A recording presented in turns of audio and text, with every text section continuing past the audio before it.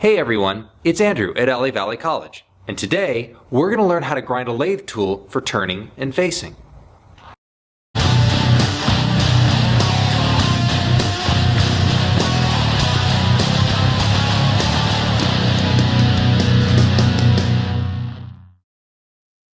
At its most basic level, a cutting tool removes material in the form of a chip. Some of the most important surfaces on the cutting tool are the rake face, shown at 30 degrees, and the relief face, shown at about 5 degrees. But in the real world, it gets more complicated.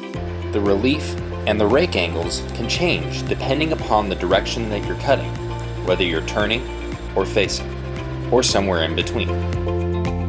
Modern cutting tools have replaceable tips with complex geometries built into them so that the rake, relief faces, and their angles remain constant. But manufacturing these tools requires sophisticated and expensive machinery that most shops don't have.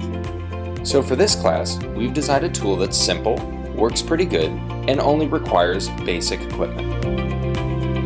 Let's start by identifying our surfaces. First, we have the rake face, which is where the chip is actually cut. Then we have our relief faces, which prevent the tool from rubbing on the material. And then we have the nose radius, which improves tool life and surface finish. So here's a model of what the tool actually looks like. Notice the angles are a lot less extreme. To make this tool, we need to follow these steps.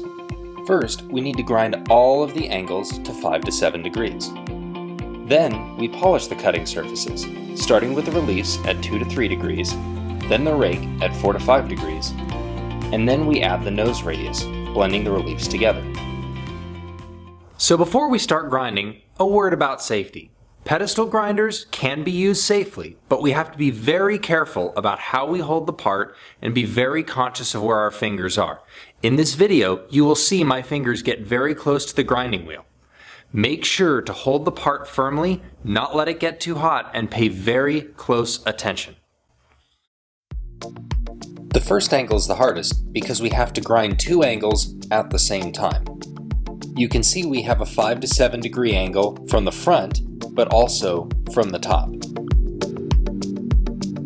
We'll start by marking the top of the tool. Using layout fluid and a protractor set to 7 degrees, scribe a mark so that you can clearly see it.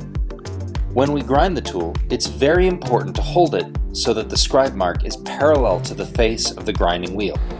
But at the same time, we also have to hold it so that it is level and above the center of the wheel.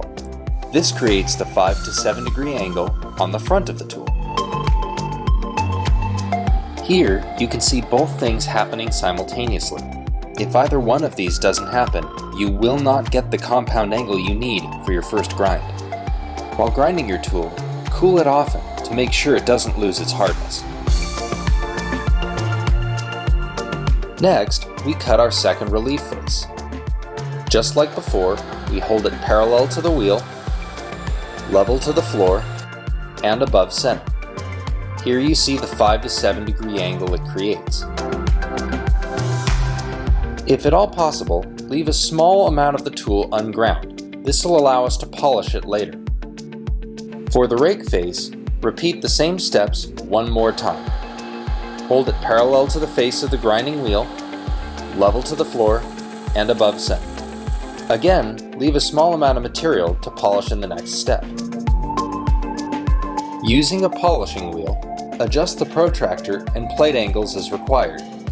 Then polish the faces in the order in which you ground them, starting with your first relief, second relief, and rake angle. Finally, we grind a 10/1000ths radius on the nose of the tool to improve strength and tool life. Here we see the tool nose came out just like we wanted, exactly 10/1000ths.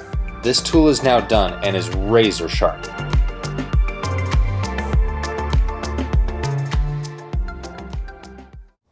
And there you have it. Our tool is done and we're ready to set up our lathe. Check back next time, and thanks for watching.